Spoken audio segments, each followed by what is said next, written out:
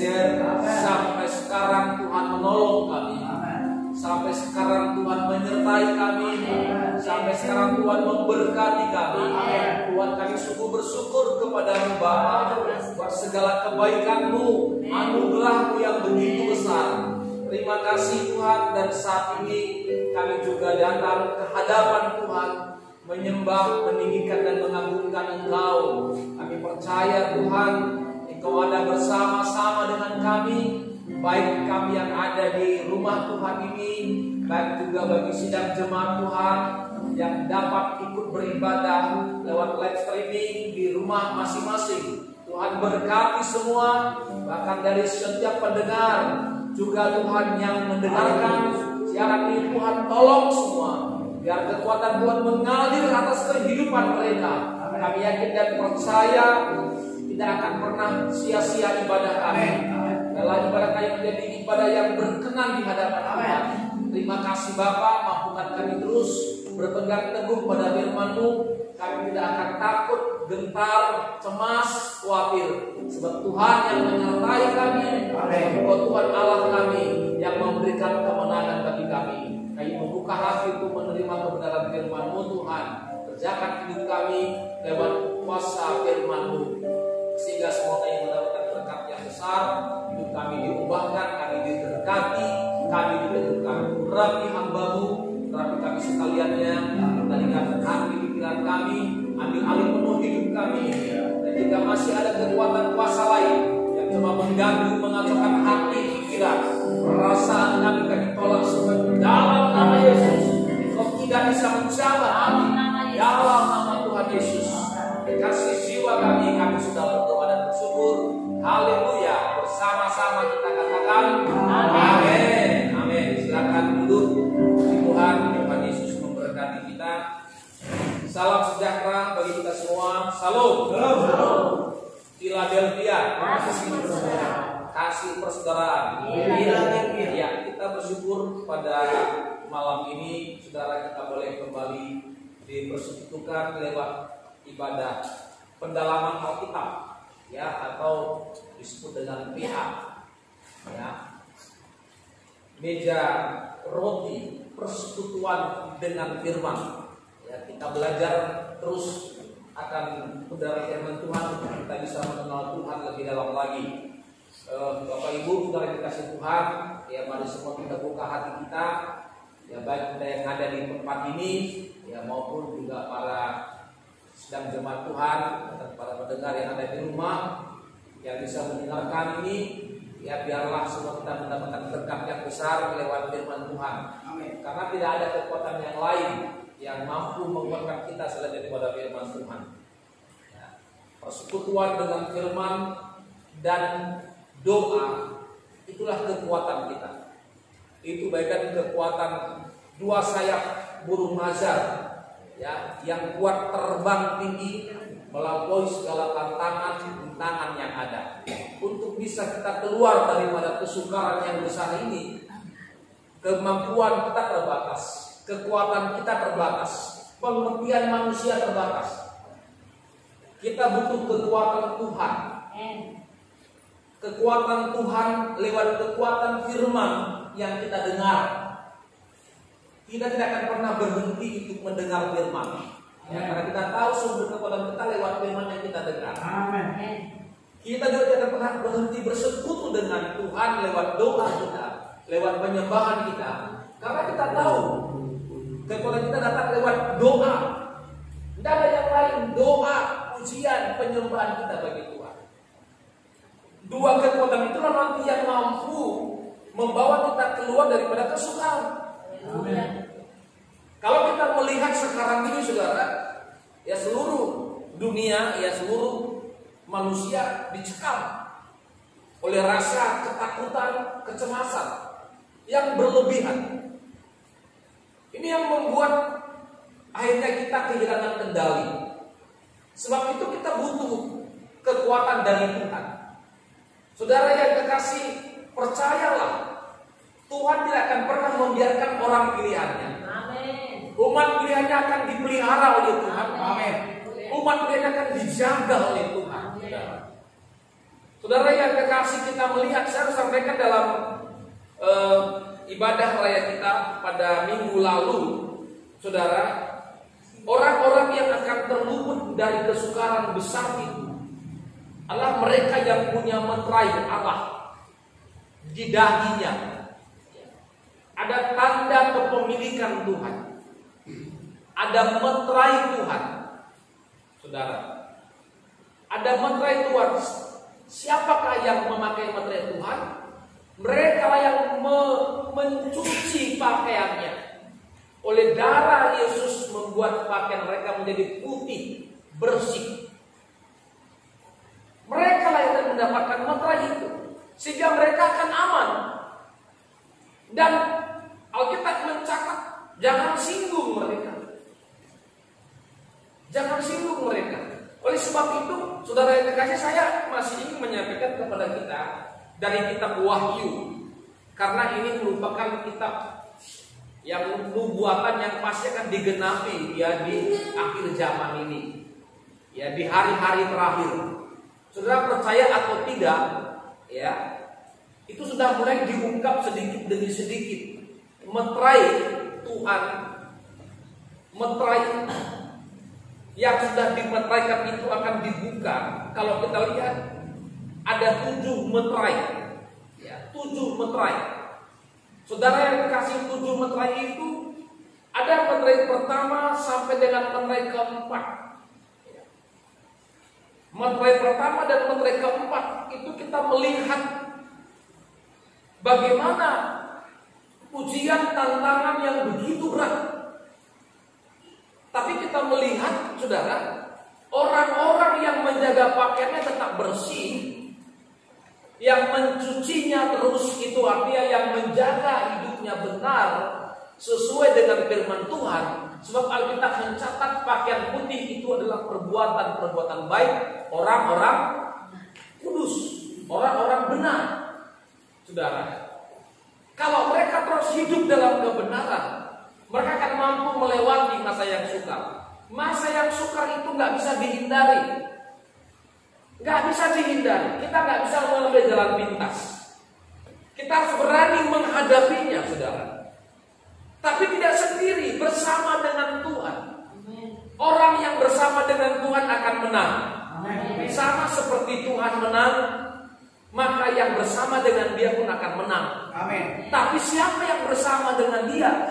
Alkitab sudah mencatat dalam Wahyu pasal 17 ayat yang ke-14. Wahyu 17 ayat 14. Wahyu 17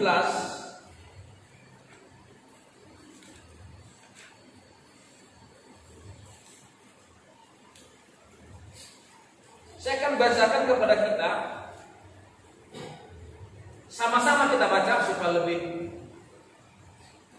lebih masuk di hati kita. Ya, Wahyu 17 ayat yang ke-14, dua ya. Mereka akan berperang melawan anak domba, tetapi anak domba akan mengalahkan mereka, karena Ia adalah Tuhan di atas segala Tuhan dan Raja di atas segala raja. Jadi kita melihat mereka itulah antikris yang berperang melawan anak domba, dan anak domba itu mengalahkan mereka. Saudara percaya atau tidak, antikris sudah mulai menyatakan dirinya, saudara yang kekasih. Dan orang yang menang melawan itu hanya orang yang bersama dengan Dia. Tapi bagaimana kita bisa menang melawan antikris kalau kita nggak bisa menang melawan ujian yang kita hadapi, yang ada sekarang ini? Ini masih belum seberapa. Ini masih baru permulaan. Ini masih baru permulaan, saudara. Virus, kok takut dengan virus? Ini menjadi viral, menjadi yang sering didengung-dengungkan. Justru ini kadang-kadang melampaui nama Yesus. Kenapa begitu ditakutkan? Kalau dalam ujian ini pun kita tidak bisa keluar. Saya nggak yakin kalau nanti pada saat antikris datang kita bisa lewat. Jadi ini bagikan kita belajar ini, saudara. Latihannya ini, latihan ini, ya, latihan ini. Kayak kita berupaya untuk bisa berkumpul seberapa yang ada, ya latihan ini. Makanya nggak siap latihan ini, kalau nggak menang di sini nggak akan bisa tembus melewati antikris. Nggak akan bisa tembus, saudara. Dan kita Allah jelas bahwa Dia adalah Tuhan di atas segala Tuhan, Raja di atas segala Raja, pasti Dia menang. Tapi bukan hanya Dia. Janjinya orang-orang yang punya materai siapa itu? Kita lanjutkan. Terus dua ya. Mereka bersama-sama dengan Dia juga akan. Jadi mereka yang bersama-sama dengan Dia juga akan menang. Amin. Kalau kita bersama-sama dengan Tuhan, maka kita pun pasti akan menang. Amin. Kalau menang dalam latihan ini, pasti akan menang dalam perang sesungguhnya yang melawan antikris. Nah, ini masih kecil. Haleluya. Jadi jangan seteres, jangan putus asa, jangan tawar hati. Halo. Jangan, saudara. Sepanjang kita ada bersama dengan Dia, mereka yang bersama dengan Dia. Lalu apakah semua orang bersama dengan Dia? Tidak.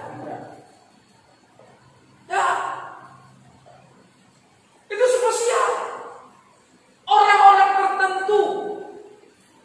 Selain orang yang sudah dimateraikan, keturunan Israel dari 12 suku. Saudara, selebihnya orang-orang yang percaya termasuk kita. Amin. Termasuk saya dan saudara. Mereka. Maka waktu nanti saudara kita melihat dalam menyongsong kedatangan Tuhan itu, tidak terhitung banyaknya orang, berlaksa-laksa, banyak, tidak sedikit. Lalu siapa? Ini kan pertanyaan siapa? Siapa mereka yang bersama-sama dengan Dia itu? Terus kita lihat siapa itu yang bersama dengan Dia. Ya, yaitu mereka yang terpanggil. Ya, terpanggil dulu. Jadi yang terpanggil. Sudah terpanggil semua? Amin. Sudah lahir baru? Sudah. Ya, terpanggil itu harus pintu gerbangnya itu. Ya, lahir baru dulu. Ya, sudah terpanggil. Orang yang terpanggil, yang sudah dipanggil Tuhan, yang sudah dipanggil dari dalam gelap kepada terang yang ajaib, dipanggil dari hidup lama. Kita manusia yang gak berguna, kita ini sampah. Tuhan itu bagaikan pemungut ulung agung yang memungut kita. Dipanggil. Mau gak kita dipanggil? Meresponi panggilannya. Sudah. Mereka yang akan menang. Mereka yang sudah dipanggil. Orang yang sudah dipanggil Tuhan dari gelap. Artinya orang sudah mulai berjalan masuk dalam terang. Bergerak dalam terang. Kalau yang setia dalam gelap, gak akan bisa. Yang sudah mulai dipanggil, itu yang keluar dari gelap. Eklesia, kata gereja itu berasal dari kata eklesia, artinya dipanggil keluar. Dari mana? Dari kegelapan kepada terang yang ajaib. Untuk apa? Untuk berkumpul. Untuk berkumpul. Untuk berkumpul memuji Tuhan, menyembah Tuhan, meninggikan Tuhan. Setelah kita dipanggil Tuhan, kemudian kita dipilih. Yang dipilih itu adalah orang-orang yang mau disucikan hidupnya. Orang-orang yang tidak hanya menjadi orang Kristen, orang-orang yang gak cukup hanya lahir baru, gak cukup.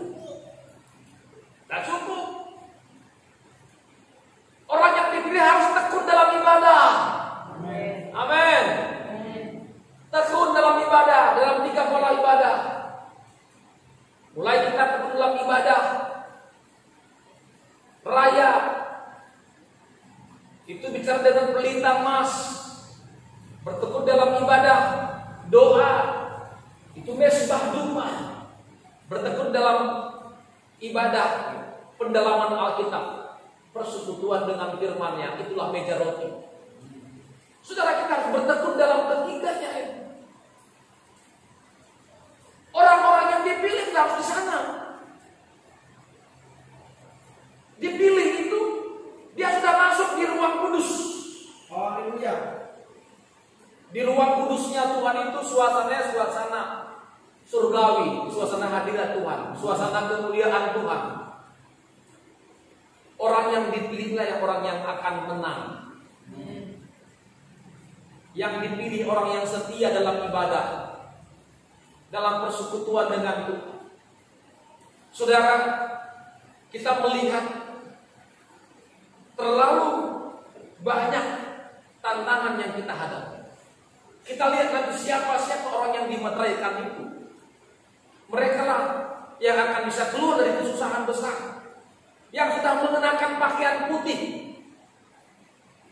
Waktu mereka berjalan, salah satu dari 24 tua-tua itu bertanya, siapakah mereka itu? Saya coba ingin kembali dulu kepada Wahyu pasalnya yang ke-7 ayat yang ke-13. Ya, silakan dibaca dulu, Bang Indra. Wahyu 7 ayat 13. Ya. Dan seorang dari antara tua-tua itu berkata kepadaku, Ya. siapakah mereka yang memakai jubah putih itu? Dan dari manakah mereka datang? Ini pakai jubah putih. Siapa mereka itu? Terus. Maka kataku kepadanya, Ya. Tuanku, Tuhan mengetahuinya. Lalu ia berkata kepadaku, mereka ini adalah orang-orang yang keluar dari kesusahan yang besar. Ya, terus. Dan mereka telah mencuci jubah mereka. Mereka telah mencuci jubah mereka, terus kan? Dan membuatnya putih di dalam darah anak domba. Ya. Mereka keluar dari kesusahan yang besar. Saya sampaikan kemarin, saya belum tuntaskan dalam kesusahan apa yang mereka lewati. Kalau sudah mampu melewati kesusahan itu, antikris pun kita tidak akan takut menghadapinya. Kita lihat, saya mau ingin mulai dulu satu demi satu kesusahan apa yang ada. Sudah. Mulai dari pasal 6 ayat 1. Pasal 6 ayat 1 kita lihat, ya, ada 4 kuda. Ada berapa saudara? 4. Ini kesusahan tuh. Ya. Kita akan lihat nanti ini sedang terjadi di tengah-tengah bumi. Kalau ini pun kita nggak lulus, nggak bisa menang, jangan kita mimpi untuk bisa menang melewati antikris. Akan bisa, saudara. Ayat 1 dulu, silakan. Wahyu 6 ayat yang pertama. Ya. Tengah materi pertama dibuka. Terus. Maka aku melihat anak domba itu membuka yang pertama dari ke-7 materi itu. Ya. Dan aku mendengar yang pertama dari ke-4 makhluk itu berkata. Terus. Dengan suara bagaikan bunyi gurun. Ya. Mari. Mari. Terus ayat 2. Dan aku melihat sesungguhnya ada seekor kuda putih. Stop situ dulu. Nah, karena ini kan PA. Jadi PA ini kan kita belajar. Ya, kita belajar, saudara, untuk kita bisa memahami akan kebenaran firman. Ya. Nah, dikatakan tadi 4 kuda. Kuda yang pertama kuda apa? Kuda putih. Ya. Aku melihat sesungguhnya ada seekor kuda putih. Terus kan? Dan orang yang menungganginya memegang sebuah panah. Terus. Dan kepadanya dikaruniakan sebuah mahkota. Ya. Lalu ia maju sebagai pemenang untuk berebut kemenangan. Iya. Ada seekor kuda putih. Dan dia berusaha untuk merebut kemenangan. Senjata yang dia gunakan itu panah. Panah itu biasa senjata yang digunakan oleh iblis Saudara, kuda putih ini berbeda dengan kuda putih yang terdapat dalam Wahyu pasal 19 ayat yang ke-11. Di sana juga ada kuda putih. Tapi itu jelas siapa yang menunggangi kuda putih itu, berpakaian putih. Dan dia, saudaraku, membawa 9 pedang dari mulutnya. Kalau kita perhatikan, ini satu hal yang bertolak belakang dengan kuda putih yang di pasal 6. Maka kita lihat, saudaraku, dan siapa yang membuka materai? Anak domba, berarti Yesus yang telah mati, yang telah dibangkitkan. Dia membuka materai itu. Jadi tidak mungkin dalam ayat 1 ini dan ayat 2 ini itu menunjuk kepada Yesus, tapi lebih menunjuk kepada penyesat, nabi-nabi palsu. Putih tidak selamanya itu kebenaran. Putih itu bisa juga, saudara, ya, kusta. Orang kalau sakit kusta pertama yang muncul warna apa? Putih-putih. Jadi nggak selamanya kebenaran. Hati-hati dengan yang putih-putih. Belum tentu itu kebenaran. Saudara, belum tentu. Kita bedakan dulu, coba baca di pasal 19 tadi ayat 11, coba dulu supaya jelas dulu. Ya. Wahyu 19 ayat 11. Ya. Lalu aku melihat surga terbuka. Ini surga jelas terbuka terus. Sesungguhnya ada seekor kuda putih. Nah, kuda putih dulu. Nah, ini kuda putih juga. Tadi waktu materai dibuka, kuda putih keluar. Waktu surga terbuka, kuda putih juga ada. Terus. Dan ia yang menungganginya bernama, Ya. yang setia dan yang benar. Jelas namanya. Tadi gak jelas namanya. Yang setia dan siapa? Itulah Yesus. Yesuslah firman Allah. Bicara firman kan bicara Yesus. Yang setia dan yang benar. Terus kan? Ia menghakimi dan berperang dengan adil. Terus. Dan matanya bagikan nyala api. Iya. Dan di atas kepalanya terdapat banyak mahkota. Iya. Dan padanya ada tertulis suatu nama. Terus. Yang tidak diketahui seorang pun kecuali dia sendiri. Iya. Terus kan? Dan ia memakai jubah yang telah ditulis dalam darah. Ya. Dan Sama ya. Yang tadi yang bebas itu dari kesukaran besar. Orang yang mencuci jubahnya dengan apa? Darah anak domba. Ya. Sama. Teruskan dulu. Dan namanya ialah Firman Allah. Firman Allah. Teruskan.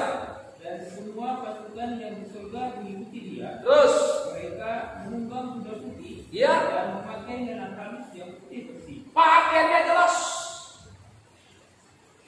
Pakaian lenan halus putih bersih. Dan kemudian ayat 15. Dan dari mulutnya keluarlah sebilah pedang tajam. Stop gitu. Sebilah pedang tajam. Tadi panah. Yang saya mau sampaikan, ketika materai yang pertama itu dibuka, itu menjadi satu ujian tantangan bagi kita untuk menghadapi ajaran-ajaran sesat, nabi-nabi palsu. Dan kalau ini kita nggak lolos, nggak menang, bagaimana kita bisa menang nanti menghadapi antikris? Bukankah Alkitab mencatat bahwa hari-hari terakhir ini Roh dengan tegas menyatakan dalam 1 Timotius pasal 4 ayat 1 sampai 2. Roh itu dengan tegas mengatakan bahwa pada hari terakhir akhir zaman akan datang apa? Penyesat. Coba baca supaya lebih jelas dulu. 1 Timotius 4 ayat pertama. Ya. Tetapi Roh dengan tegas mengatakan, Iya. bahwa di waktu-waktu kemudian Terus ada orang yang akan murtad, iya. lalu mengikuti roh-roh penyesat. Roh penyesat. Terus dan ajaran setan-setan. Iya. Oleh tipu daya pedusta-pedusta yang hati nuraninya menghasut mereka. Ada juga capnya. Ya, jadi masing-masing punya cap. Ada juga cap mereka, setan-setan juga punya cap. Ya. Ada cap antikris itu angka berapa? 6. Ada juga capnya. Dan mereka sedang berjuang, berusaha. Kalau kita lihat tadi dikatakan saudara bahwa yang menunggangi kuda putih itu dikatakan dikarenai sebuah mahkota, lalu yang maju sebagai pemenang untuk merebut. Jadi sedang berjuang untuk merebut kemenangan, menyesatkan banyak orang. Dan kalau kita nggak menang dalam penyesatan, kita nggak bisa memilah, membedakan mana yang sesat, mana yang benar. Itu nanti yang akan membuat kita tidak akan mampu untuk melewati fase berikutnya. Sudah. Fase berikutnya. Ini masih kuda yang pertama. Nabi palsu itu penyesat, yang menyesatkan. Dan kemudian ketika meterai yang kedua dibuka, kalau kita lihat di ayat yang ketiga dari Wahyu pasal 6, dan ketika anak domba itu membuka meterai yang kedua, mendengar makhluk yang kedua berkata, "Mari." Dan majulah seekor kuda lain, seekor kuda merah padam, yang kedua merah padam. Kuda merah padam apa yang diambil? Apa yang diambil? Kita lihat. Orang yang menungganginya dikarenai kuasa untuk mengambil damai sejahtera dari atas bumi. Ini kita lihat sekarang, saudara. Ada banyak orang kehilangan damai sejahtera. Nggak ada lagi penguasaan diri, nggak ada kesabaran. Orang gampang naik tensi, gampang marah. Kalau sudah damai diambil. Kita lihat yang terjadi apa? Perang. Kita lihat di ayat yang keempat, ketika damai itu diambil, sehingga mereka saling apa? Saling membunuh. Saling membunuh. Betapa dunia sekarang kehilangan damai. Lihat aja di jalan-jalan gampang orang emosi. Ya. Gampang emosi. Dan kalau kita nggak menang di situ, gimana menang melawan antikris? Nggak bisa. Nggak bisa. Nggak bisa, saudara. Maka orang-orang yang bisa menang melewati masa kesukaran itu yang akan menang nanti melawan antikris. Yang bersama-sama dengan dia. Itulah orang yang dipanggil, orang yang dipilih, yang mau disucikan. Saudara. Dan yang ketiga, orang yang setia. Orang yang setia itu bicara orang yang mau disempurnakan. Yang punya materai, orang yang dipanggil, orang yang dipilih, orang yang setia. Orang yang setia.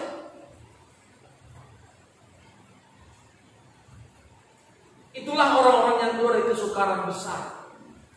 Saya mau ingin tekankan bagi kita, mari sama-sama kita mulai menata hidup kita ini. Mungkin kalau kita adalah orang-orang yang termasuk yang kurang bisa menguasai diri, yang gampang tensian, gampang marah, gampang kebencian, kita sedang kena meterai kedua. Berarti damai itu sedang diambil. Dia sedang mau berebut damai dari kehidupan kita. Nah, kita melihat ada banyak nikah-nikah yang akhirnya kacau, rusak. Hubungan suami istri, orang tua dengan anak.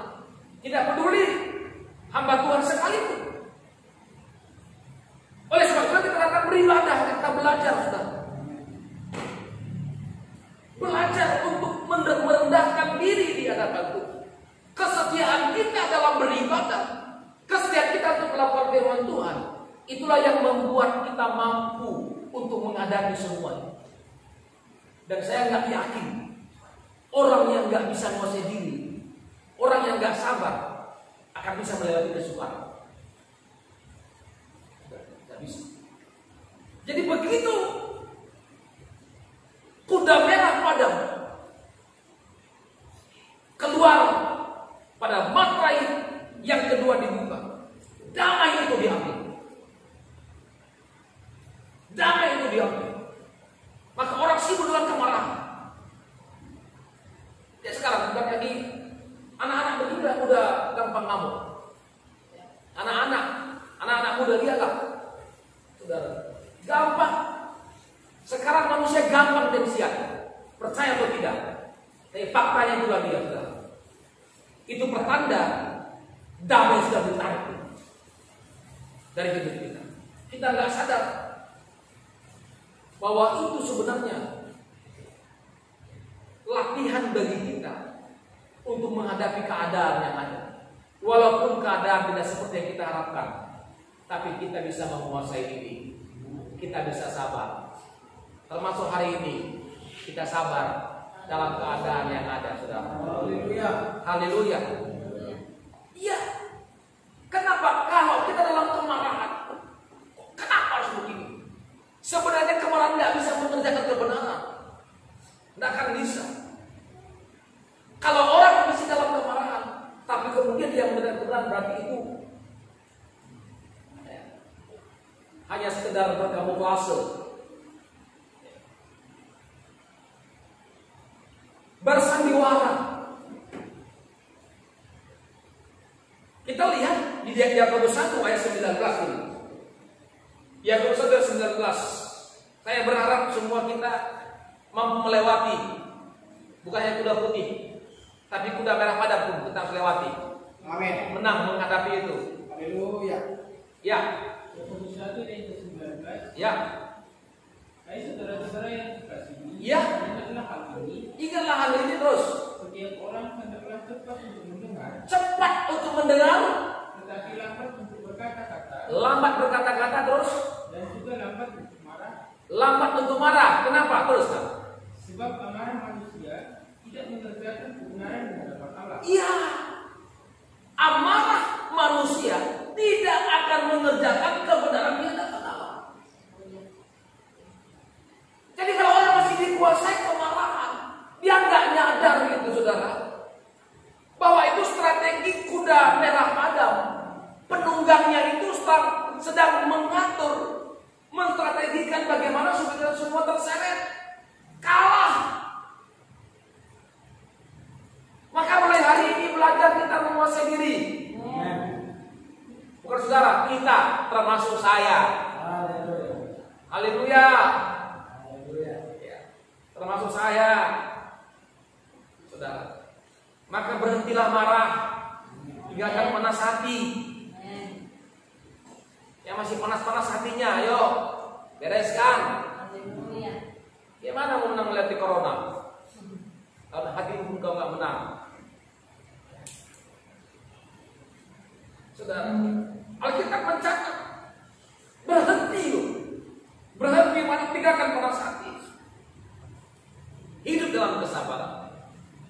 Bukankah Amsal menulis pasal 6 ayat 32, orang yang sabar itu melebihi seorang pahlawan, dan orang yang menguasai diri melebihi seorang yang merebut kota. Lo itu kan itu.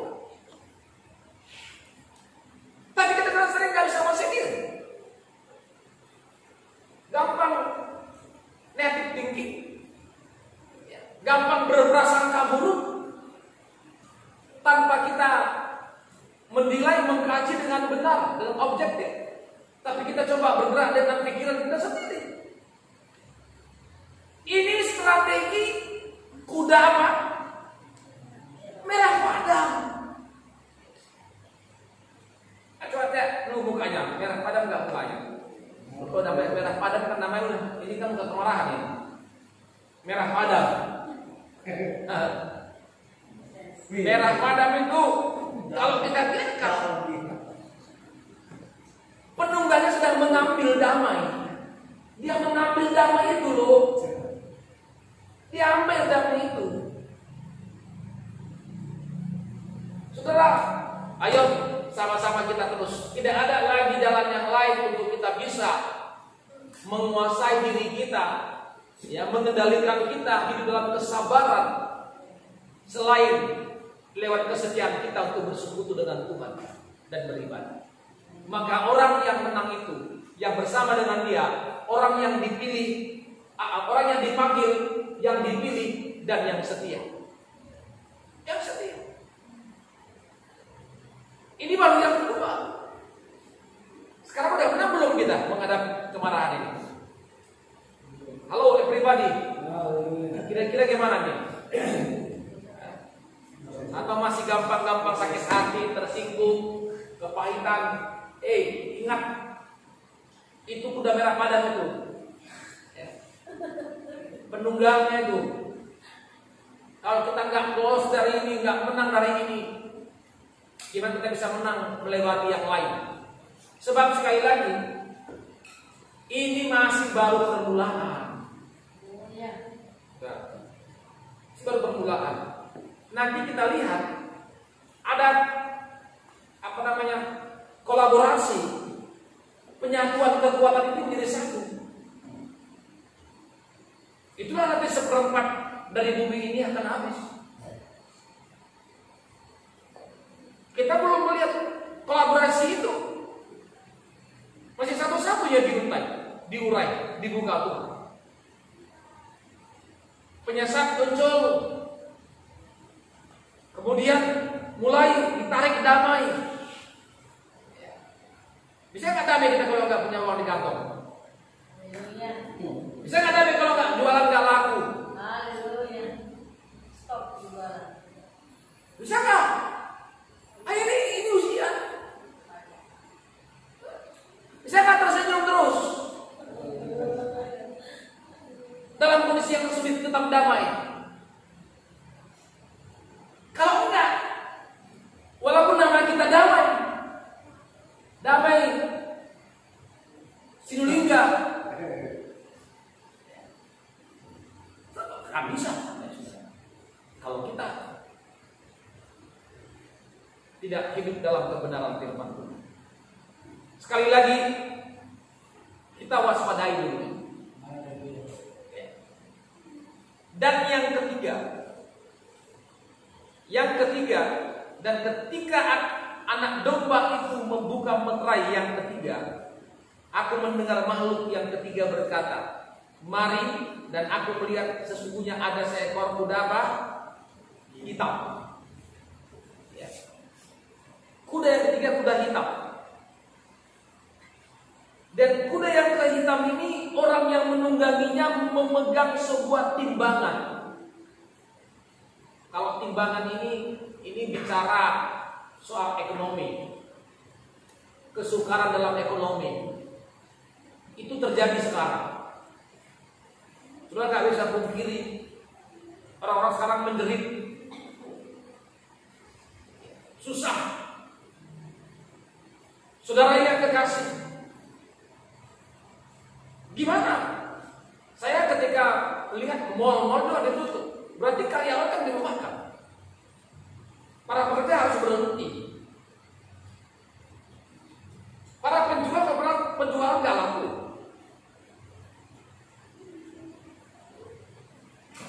Sementara kita harus mengikuti prosedur yang ada. Artinya apa? Kita sedang dalam masa yang sulit. Kesukaran itu bisa dibilang, tapi kesukaran apa? Kesukaran ekonomi. Kesulitan ekonomi.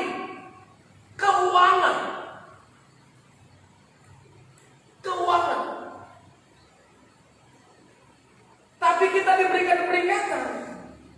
Walaupun dalam kesulitan keuangan, ekonomi yang sulit hari-hari ini, tapi itu jangan merenggut sukacita kita.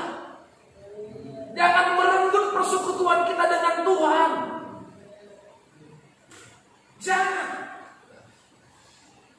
Jadikan Tuhan itu menjadi kebanggaan dan kebahagiaan kita. Kita lihat, saudara, akan ada waktunya masa yang sulit itu dikatakan begini. Ayat yang ke-6, dan aku mendengar seperti ada suara di tengah-tengah keempat makhluk itu dan berkata, secupak gandum sedinar dan 3 cupak delai sedinar. Tetapi janganlah rusakkan minyak dan anggur. Minyak dan anggur itu nggak boleh rusak. Hubungan kita dengan Tuhan nggak boleh rusak. Sukacita kita nggak boleh rusak. Kebahagiaan kita nggak boleh rusak. Urapan yang ada pada kita jangan sampai dirusak. Oleh karena ekonomi jadi hilang urapan, hilang persekutuan. Jangan. Walaupun secupak gandum sedinar dan 3 cupak delai itu sedinar, itu hanya artinya pekerjaan 1 hari hanya cukup untuk makan 1 hari. 1 kali makan. Tapi itu pun jangan kita kehilangan sukacita. Tetap bersukacita. Haleluya.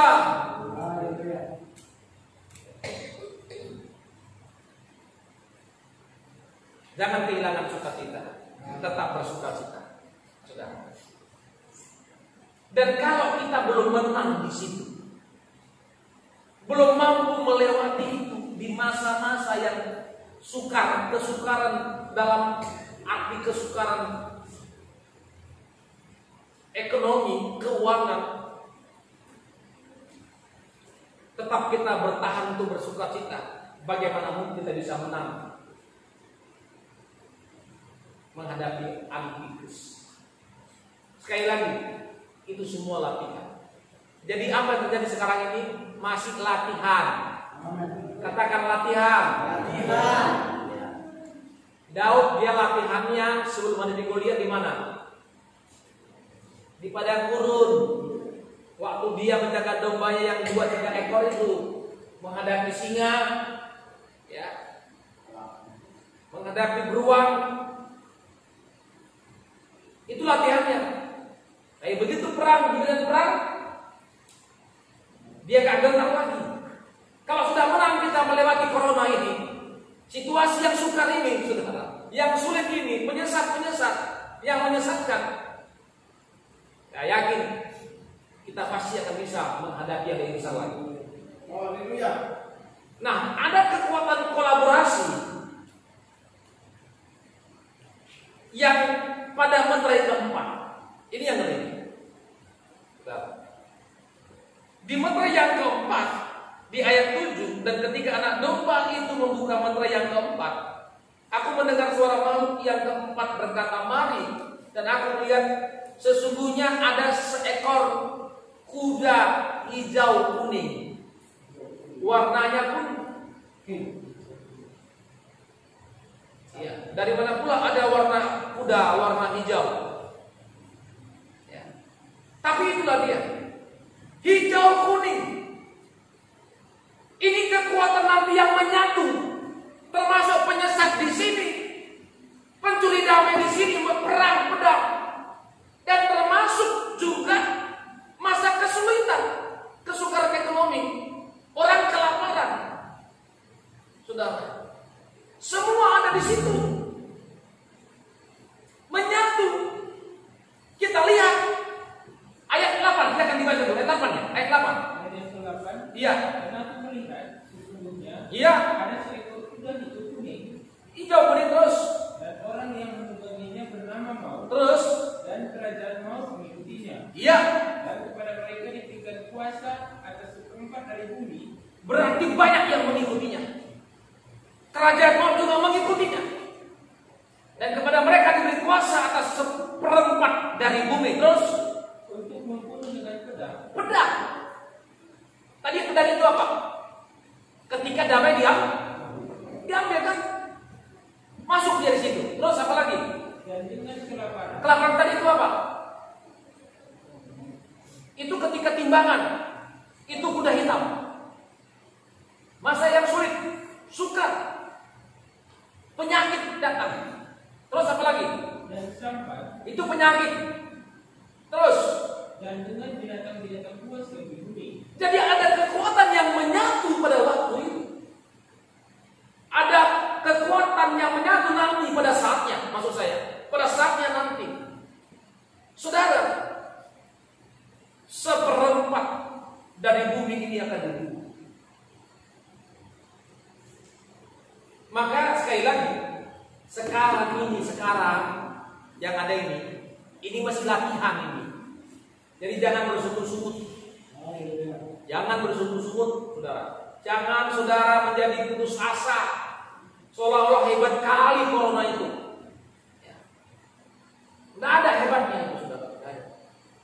Yang hebat Tuhan Yesus. Amin. Yang hebat Tuhan Yesus. Kalau kita bersama dengan Tuhan Yesus, kita akan menang. Kita belum lagi menghadapi sehebat ini. Tapi ketika kita menjaga kehidupan kita tetap benar, Alkitab mencatat kita akan bisa lewati semua itu. Kita belum sampai tahap kekuatan, apalagi kekuatan kuda hijau kuning. Dan kita lihat kekuatan kolaborasi di situ. Ada pedang, ada kelaparan, ada sampah, plus binatang-binatang buas. Itu belum. Tapi bagaimana kita bisa menang melewati itu? Kalau bahagian timbangan saja pun kesukaran, kesusahan, soal ekonomi, kita sudah menjerit. Saya berharap kita semua saudara adalah orang yang bersama-sama dengan Tuhan. Amin. Artinya apa? Orang yang dipilih, orang yang terpanggil, orang yang dipilih, dan orang yang setia. Mereka itulah yang akan menang. Sebab itu sekali lagi, mari Bapak Ibu Saudara yang dikasih Tuhan, kita terus membangun hubungan dengan Tuhan lebih dekat. Tidak ada kekuatan yang lain untuk kita bisa tetap bertahan dan tampil jadi pemenang, bisa keluar dari masa yang sukar selain dengan kekuatan firman dan Roh Kudus. Kekuatan firman dan doa. Teruslah kita berdoa di hari-hari terakhir. Amin. Sudah percaya atau tidak, siap atau tidak, kita sudah berada di masa-masa yang terakhir, di akhir zaman. Tidak lama lagi dia pasti akan datang. Amin. Persiapkan hidup kita, persiapkan diri kita untuk menyongsong kedatangan Tuhan kali yang kedua. Amin. Saya yakin dan percaya kalau semua kita terus menjaga hati kita, bersekutu dengan Tuhan, kita melihat orang-orang yang lolos, yang berpakaian baju putih, yang terus mencuci jubahnya dengan darah anak domba, sehingga menjadi putih dan bersih. Mereka itu orang-orang yang suka menyembah, orang yang terus bernyanyi di hadapan Tuhan, orang-orang suka yang melayani Tuhan, orang-orang yang suka mendengarkan firman Tuhan, kekuatan firman, doa penyembahan kita bagi Tuhan. Itulah yang memampukan kita untuk bisa melewati segala persoalan ini. Jadi sekali lagi Bapak Ibu yang dikasih Tuhan, sidang jemaat Tuhan yang dikasih Tuhan, tetaplah bangun persekutuan dengan Tuhan. Amin. Dalam kesetiaan. Karena perintah dari ketika tadi ada kesetiaan. Orang yang setia, dipanggil, dipilih, setia. Kesetiaan itu menjadi inti bagi kita untuk bisa merebut kemenangan dalam masa-masa yang sukar ini. Biar firman Tuhan pada malam ini bisa memberkati kita semua, saudara, meneguhkan dan menguatkan kita, sehingga tidak ada yang putus asa. Semua kita masih punya pengharapan. Amin. Sebab Yesus adalah kekuatan kita. Kalau Dia ada bersama dengan kita, kita pun akan menang, sama seperti Dia menang. Tuhan Yesus memberkati. Kita tutup Alkitab kita. Sama-sama kita bangkit berdiri. Kita akan menaikkan satu pujian bagi Tuhan. Kita naikkan pujian kita bagi Tuhan. Sekolah perisaiku.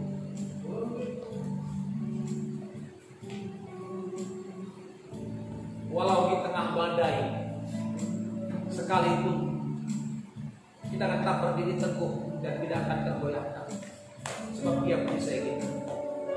Haleluya. Terima kasih Tuhan. Engkaulah perisaiku saat badai hidup menerpaku.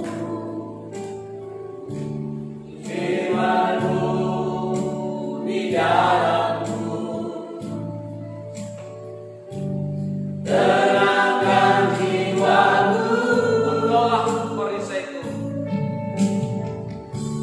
Engkaulah perisaiku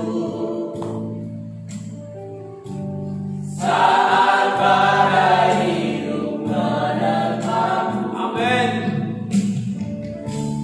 Firman-Mu di dalamku tenangkan jiwaku, bukan berdiri di tengah badai dalam kekuatan yang Kau berikan. Sampai namaku bukan bertahan, karena Yesus selalu menyembah. Saudara, mari kita buka hati di hadapan Tuhan. Jangan ada ketakutan, kegelisahan di hati kita. Percayalah akan Tuhan. Mari bangun hubungan dengan Tuhan. Setia bersekutu dengan Dia. Setia mendengarkan firman-Nya. Itu akan memberkati, meneguhkan kita semua. Saudara, mari kita buka hati. Kita angkat kedua tangan kita. Mari bersama-sama semuanya kita membangun persekutuan kita dengan Tuhan lebih lagi. Kita berdoa. Terima kasih buat anugerah-Mu yang besar bagi kami yang dikasih Tuhan. Angkatlah kedua tangan dan terimalah berkat dari surga. Biarlah kasih daripada Allah Bapa dan anugerah dari Tuhan Yesus Kristus tentang persekutuan dengan Roh Kudus, itulah yang menyertai kita sekarang dan sampai selama-lamanya. Amin. Bapa, terima kasih. Bapa, terima kasih. Bapa, terima kasih. Bapa di dalam surga, Tuhan terima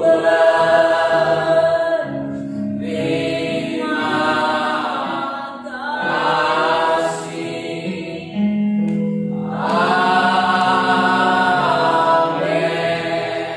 Amin. Jangan lupa subscribe, like, and share.